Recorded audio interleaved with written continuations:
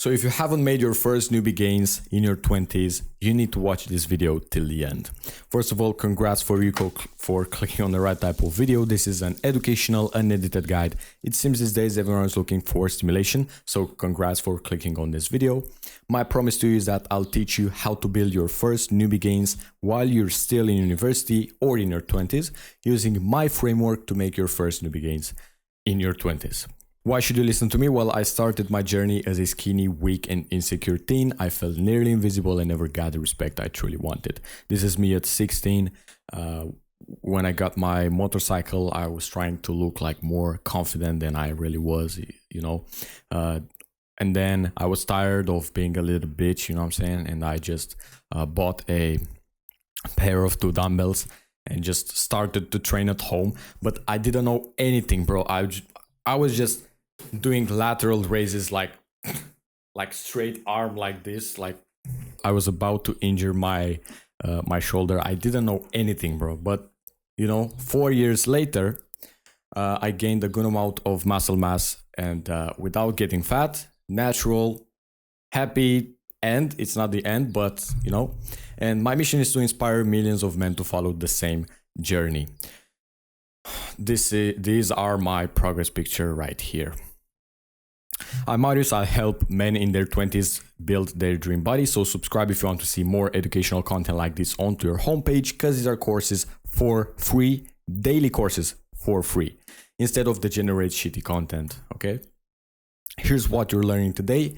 Number 1, understand the newbie gains. 2, why you haven't made your any progress. 3, train properly. 4, eat right.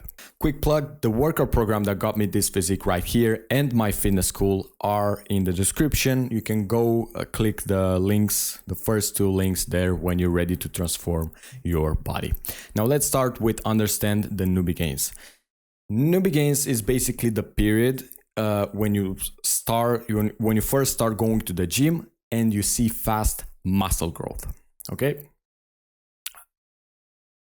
They call it newbie gains because in your first year, you will build muscle really fast and you'll build the most amount of muscle mass, okay? In your first 1 to 2 years, okay? But as you continue to train for years and years, you will build muscle slowly as you get closer to your genetic limits. So here's the thing, everyone has like their genetic limits, and as you get closer to your genetic limits, then you will build muscle slowly, okay? But in your first year, you can take advantage of these newbie gains and you'll build muscle really, really fast. However, you still need to do the right things. You need to train the right way. You need to eat the right way.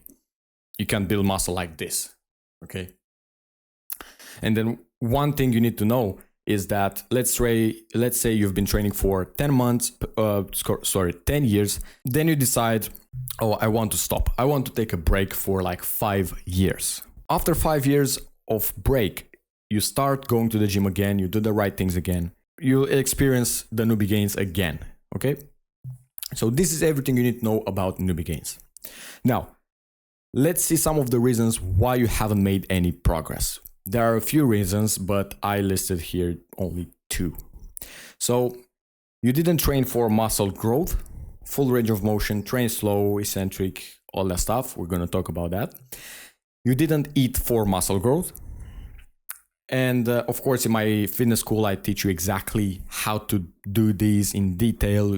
All you need to do is just listen to me. I'm going to tell you exactly what you need to do. However, let's see how you can train for muscle growth and eat the right way to build more muscle. Let's go over how to train properly. So, how to train for muscle growth. I'm going to teach you exactly how to grow bigger muscles. Don't read any of this. Let me explain. So, number 1, you need to control the eccentric. There are 2 types of contraction, concentric and eccentric. We're going to take the bicep curl as an example. So when you curl the weight, that's the concentric because you contract the muscle. And then when you lower the weight, that's the eccentric part. All you need to do is to control the eccentric. So you don't do this, you're not gonna create damage. You do this instead. Curl the weight up and then you lower the weight with force. You resist, okay?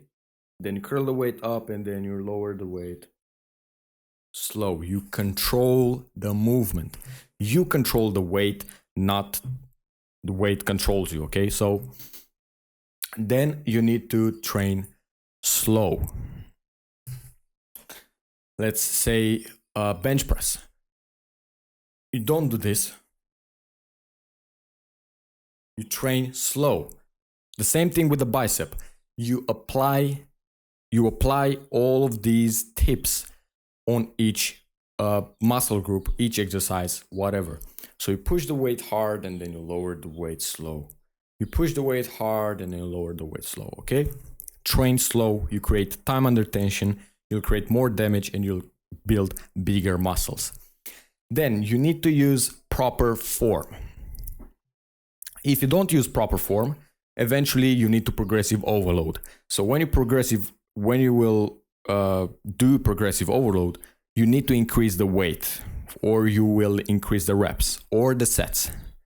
Eventually, if you don't use proper form, you're going to get injured. Sooner or later, it will happen to you if you don't use proper form. If you injure yourself, you won't be able to train and you will stay in your bed like this and you can't build muscle. Then you need to progressive overload. So there are a lot of ways to implement progressive overload, but the easiest one is, let's say you have a set for 10 reps. You just increase the weight so you can do maximum 6 reps, 7 reps, and then each session you try and push yourself until you can get 10 reps. When you get 10 reps, you increase the weight a little bit more, and then you repeat this cycle. You need to use full range of motion. Most of you guys go to the gym and do like this when you do like pull-ups or whatever.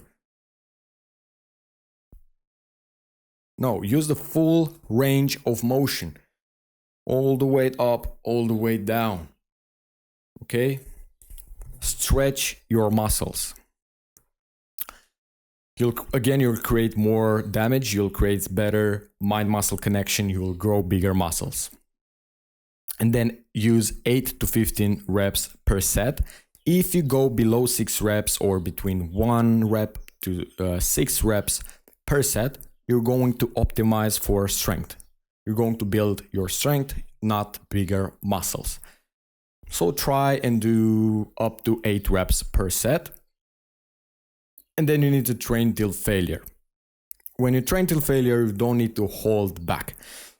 Most of you hold back because you do a lot of volume. You do fucking 6 exercises for one muscle group, which is a lot. And if you do 6 exercises for one muscle group, you're going to hold back because you start with your first exercise and then you think, I'm not going to go all in on this exercise because I have 5 more exercises to do for this muscle group. So how to solve that? You just pick the 3 best exercises or the 4 best exercises for muscle group. For example, for chest, you pick the 4 best exercises. You start with the hardest one, which may be bench press. You start with the bench press and you go all in. Of course, you warm up first. You do 1 or 2 or 3 sets of 25 reps with light weight to warm up the muscle first. Then you go all in on that last set or 3rd or 4th set. You go all in. And you need to think that the first exercise is all I need to do. I go all in, I train very, very hard, train till failure. And everything else, the other 3 exercises or 4 exercises, are just the cherry on top, okay? This is how you need to train to build bigger muscles. You don't hold back, you don't save the energy, you don't save stamina or whatever, just train hard.